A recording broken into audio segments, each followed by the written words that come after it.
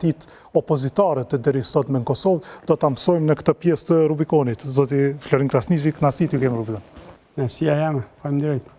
Duke i thënë gjitha këto, po filloj me diçka që ndërlidhet me SBA-n dhe që është temë e ditës sot, një editorial krejt i hapur, krejt i drejt për drejt, madje na është dorëzuar ne si media në gjuhën shqipe, që të mos ndryshoj asnjë pika apo presë se sistemi. Mos me humb përkthim, që thotë. Not to get lost in translation. Asnjë gjë të mos shmanget ideja e porosisë drejt për drejt. Pra, po na thonë SBA-t dhe po e lexoj këtu shpejt e shpejt, mundësia për t'ju bashkuar këtyre projekteve po mbyllet, vonesa këtij vendimi rrezikon që furnizimet amerikane që të GNL-s të zoton diku tjetër dhe një gjë e tillë mund ta lërë Kosovën si vendin e vetëm në Ballkanin Perëndimor.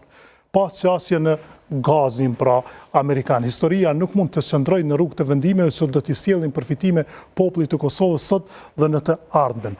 Në një farë forme, SBA-ja po na thot, a do të përcaktoni që t'jeni me ne apo në influencën ruse? Si po vlerësoni ju duke qenë edhe amerikan? Mendoj se nuk ishte dasht asnjë rrethon me ardhë deri kjo komunikate e ambasadës. Në asnjë rrethon. Në asnjë mënyrë nuk isha dasht me ardhë deri këtu. Kjo është pika e fundit që Amerika thot e ki kufinin, a dënë më bo me Rusin, a me mu. Kjo i konsulton edhe 2-3 raportë vetë, para se mi shkru këta. Është marrë vendim në instansat më të larta të Amerikës. Është Palmer e ka diskutu në Komisionin për Punë të Jashtme, ka raportu para Komisionit para disa vjetësh. Para disa vjetësh e u ka spjegu antarëve të Komisionit pse është aq e rëndësishme energjia në Kosovë, pavarësia energjetike e Kosovës, edhe kur na kemi dështu me gjitha projektet tona për termocentrale, dështim mas dështimi, Amerikanët na kanë propozu me pru gazin.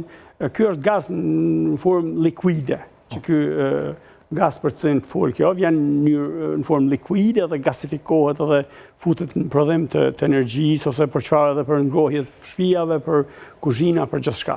Na nuk kem sistem rrjet gazit këtu në vend, po kishim mujt mi përdor shumë me lehtësi për ndërtimin të paktën një termocentrali 300 megawatt ose 2 mundësisht, po për ne shkon shumë e lehtë, shumë praktike, edhe gazi kish mund të përdor edhe për gjëra të tjera. Këtu po flitet edhe për sigurinë energjetike që i bën edhe siguri aspektin e përgjithshëm dhe ne kemi mbetur edhe sipas qëndrimit të ambasadës amerikane, shteti vetëm që si kemi thënë po Kroacia, Bosna, Malizi, Grecia, Macedonia, edhe Serbia i kanë thënë po, vetëm ne mendoj se duhesh me pa situatën me Hormuz, me Iranin, edhe me ditë se siguria nacionale, territoriale, kombëtare është qaq shumë e lidhur ngushtë me sigurinë energjetike sa është e pamundshme me i shkput.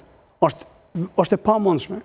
Na nuk mundem me harxhu parë me ble arme, se nuk e dim për shka i blejmë dhe për shka i përdorim, e me lonë sektorin energjisë të shkatrum, degradum, edhe tash me intervenu shteti Amerikan, shteti në fakt, dora e shtetit Amerikan, me na thonë se duheni me bo diçka është koha fundit.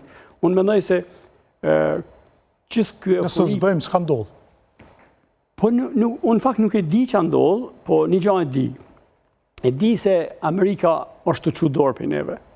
Është të çudor për neve. Gradualisht, kanë herë më shumë, kanë herë më pak, po për 5-6 vjetë të fundit, prej se Albin Kurti është kryeministër, Amerika gradualisht largohet prej interesit rreth Kosovës, diskutimit rreth Kosovës, nuk merret me Kosovën më. Çka ndodh me Kosovën nëse Amerika çndon nga Kosova? Po vetëm atëherë shkatrojmë edhe parlamentin, si institucion më të rëndësishëm të vendit, edhe atëherë vetëm Republika jonë mbetet një vend i diskutushëm, i debatushëm, kthehen evropianët dhe ata që nuk kanë shumë meq të pavarësisë tanë, thonë, a ju kemi thonë, e shpalt pavarësinë, bëhet një vend që s'mund të funksionu, bëhet vend jo funksional. Të bëhemi vend jo funksional, unë nuk mendoj se Serbia një ditë do të na sulmojë, po ndoshta nuk e di, po nuk besojnë ata. Po na